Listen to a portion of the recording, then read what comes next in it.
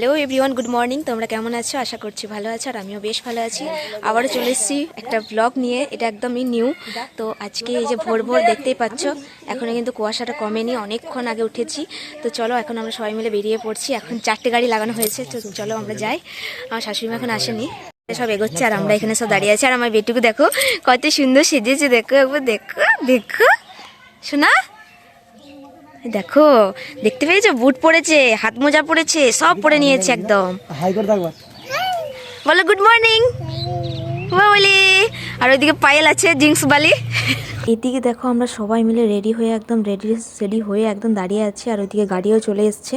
তো আমরা গাড়ির কাছে চলে এসেছি। আর 4টে গাড়ি লেগেছে, তো 3টে ওই যে মারুতি ভ্যানগুলো আর একটা এই যে বোলেরো। তো এই গাড়িটাতে আমরা চেপেছি, মানে ঘরের লোকগুলো এই গাড়িটাতে চেপেছি। যেহেতু বাচ্চা ছেলে নিয়ে যাব, তো সেহেতু কাকি বললো এখানেই চাপ তোরা। তো সেই জন্য আমরা এই গাড়িটার মধ্যে চেপেছি। এই গাড়িটায় আর কাউকে চাপতে দিইনি। চাপতে এসেছিলো অনেকেই, তো চাপতে দিইনি। তবে আমাদের এই যে, তোমরা হয়তো ভাবতে পারো যে এই সাধন মানে সাদটা, মানে সাধান্য ঘরটা, তো এটা এত বড় করে কেন করে? এটা হচ্ছে আমাদের মানে নিয়ম, যে বাপের বাড়ি থেকে সবাই সব কিছু দেবে। আর তারপরে মানে অনেক লোকজন নিয়ে মানে যেতে হবে, মানে পাড়ার যত সব মেয়েরা আছে সবাই যাবে। যেয়ে পর মানে আসল উদ্দেশ্য হচ্ছে মেয়ের বাড়িটা দেখে আসবে সবাই, কারণ বিয়ের সময় তো সবাইকে দেখার সুযোগ করে দেওয়া হয় না। তো সেই জন্য আর কি এই সাধান্য ঘরটাও বিশেষ করে করা, সব মেয়েরা যায় আর কি। তো তাই এত বড় করে আর কি সব মানে করা হয়। তো যাদের যেমন ক্ষমতা থাকে তারা সেরকম দেয়, সবার যে সব ক্ষমতা থাকে সেটা কিন্তু নয়। আর এদিকে দেখো আমরা অনেকটা রাস্তা, তো সেই জন্য একটু মানে মাঝ রাস্তায় নেমেছিলাম। আর ওখানে দাঁড়িয়ে যে যার মতন আর কি বমি করছে আর করেছি সবাই কাছে। আর পায়েল দিদির ঘরে এসে দেখো কাজ করতে শুরু করে দিয়েছে। আর আমরা তো এখন হাত মানে গুটিয়ে বসে আছি, নাকি পায়েল? এইদিকে দেখো অনেকক্ষণ আসার পর মিষ্টি জল খেলাম। তারপরে এই যে এখানে দেখছি রান্নাও চেপে গেছে, অর্ধেক রান্নাও হয়ে গেছে। আর এদিকে কোয়েলের মামা ঘর থেকে একটা শাড়ি দেওয়া হয়েছিল, সেই শাড়িটাই পরে আর কি ও এখন বসবে, ওখানে ফুল জল খাওয়াবে। তো এটা হচ্ছে ফুল জল খাওয়াচ্ছে, তার সাথে যেটা পুজো করিয়েছে সেটা মন্ডা বা কিছু যা হোক সেটা আর কি ওই জলটার মধ্যে আছে, সবাই একবার করে খাওয়াবে। আর একটুখানি জল আমাদের যেটুকু নিয়ম আছে আর কি। আর এদিকে ওর যা, এটা হচ্ছে কোয়েলের যা, তো সে প্রথমেই করলো, তারপরে আমরা সব করছি এক এক করে। তো দেখতে পাচ্ছ ও তো আমার সাথে অনেক ইয়ার্কি মারছিল। তো এদিকে আমাকে সবাই বলছে এই যে ভিডিও ম্যান, এইদিকে ভিডিওর দিকে তাকাও, তো সেই জন্য একটু হাসিও পাচ্ছিল। তো যাই হোক, আমি এটাই ওকে আশীর্বাদ করবো খুব ভালোই তুলে যেন হয়ে যায়, তাদের ছেলে হোক বা মেয়ে, তাতে আমার কোনো কিছু মানে মানে কী বলবো, কোনো কিছু এসে যায় না। মানে দুটোই আমার সন্তান, আমি এটাই মনে করি। কিন্তু বিশ্বাস করো আমার বেলায় না, আমার খুব ইচ্ছা ছিল যে আমার একটা মেয়ে হোক। তবে যাই হোক, ছেলে হয়ে গেছে সেটা কোনো বড় কথা নয়, আমি তাতেও ভীষণ হ্যাপি।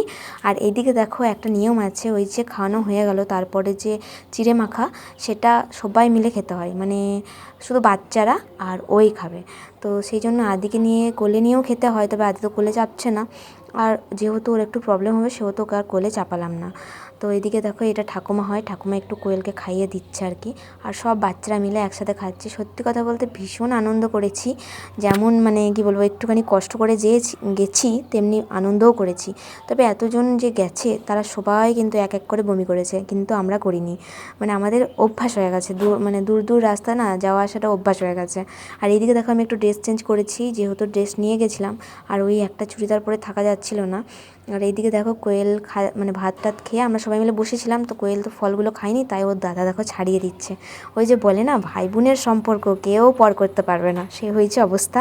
ও এখন বসে আছে, ফোন দেখছে মায়ের সাথে, আর ওর দাদা ওই যে ছাড়াচ্ছে। আর এইদিকে দেখো সব খেপাখেপি, সব ফোনে মত্ত হয়ে গেছে। দেখো সব মানে রিলস বানায় এগুলো সবাই, ছোটো ছোটো, কিন্তু এদের মানে এত পাকা পাকা কথা তুমি শুনলে হয়তো অবাক হয়ে যাবে। তো যাই হোক, এখানে সবাই মানে যে যার মতো ফোন নিয়ে বসে আছে ঢাকা নিয়ে। আর এদিকে আমারও মন খুব খারাপ, যেহেতু ওখানে যে সব আনন্দ সবই ঠিক ছিল, আর হঠাৎ করে আদির জ্বর চলে আসে, আর আদিকে নিয়ে ওই ঘরের মধ্যে বসে থাকি। আর এইদিকে দেখো কত জিনিস পড়ছে, আর বিশেষ করে এই স্বাদে না মানে পিতলের কাঁসার জিনিসই বেশি পড়ে। দেখলে কতগুলো জামবাটি পড়েছে, থালা পড়েছে, কাপড়ও পড়েছে প্রচুর। এদিকে দেখো আদির একটু শরীরটা ভালো হয়েছে ওষুধ খাওয়ানোর পর, আর তারপরে ও এখন পাঁপড় খাচ্ছে বসে বসে। সত্যি কথা বলতে ছেলের যদি শরীর অসুস্থ থাকে না, কোনো কিছুই ভালো লাগে না। তো ও এখন একটুখানি সুস্থ, ওর জায়ের মেয়ের ওষুধটা একটু খাওয়ালাম, আমি তো ওষুধ আনতে ভুলেই গেছিলাম। তো যাই হোক ওষুধটা খাওয়ানোর পর জ্বরটা ছেড়েছে, আর তারপরে ওকে দুটিখানি ভাত খাওয়ালাম, তারপরে ও এখন মানে পাঁপড় খাচ্ছে বসে বসে।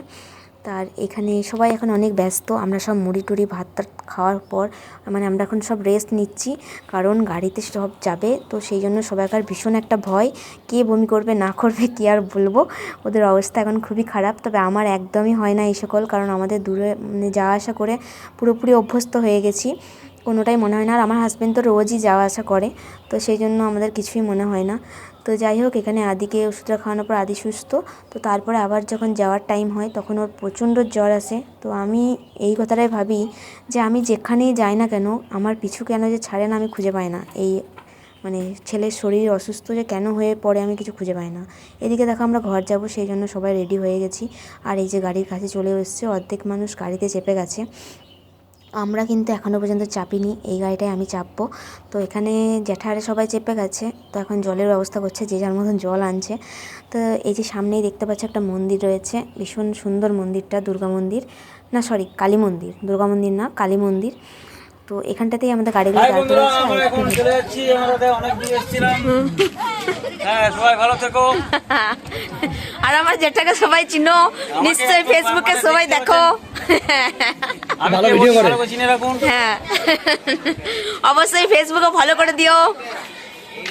বাই।